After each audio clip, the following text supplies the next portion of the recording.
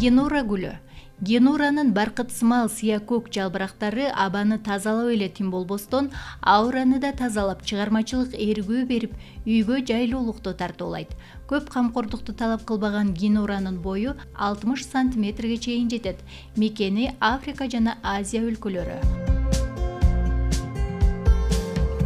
Ордо жарыкты жактырат. Жарык жетишсиз болуп баратса, жалбырактарындагы сыя көк өң жашыл тартып калат. Чыгыш же батыш тараптагы терезеде 15-25 градустагы жылуулукту жакшы көрөт.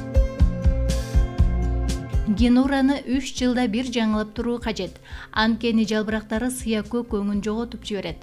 Калемчесин сууга салып же торф менен перлит кошулган топуракка олтургузуп койсо, 10 күндүн ичинде тамыр алат.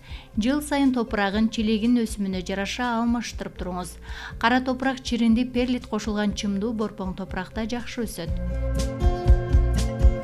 Майда түктүү жалбырактарына суу чачуу сунушталбайт. Топурагы дайыма ным болуп турушу керек. Жайкысын аптасына 2-3 жолу, кышкысын 1 жолу суу куюу кажет. Сууну 1 күн мурун алып коюп, хлору учуп, оор металлдар түбүнө чөккөндө колдонуңуз. Бул ыкма бардык гүлдөрдө сугарууда сунушталат. Бутактанып барпайып чыгыш үчүн жаз-жай айларында узарып бараткан сабактарын кыскартып кыркуу керек.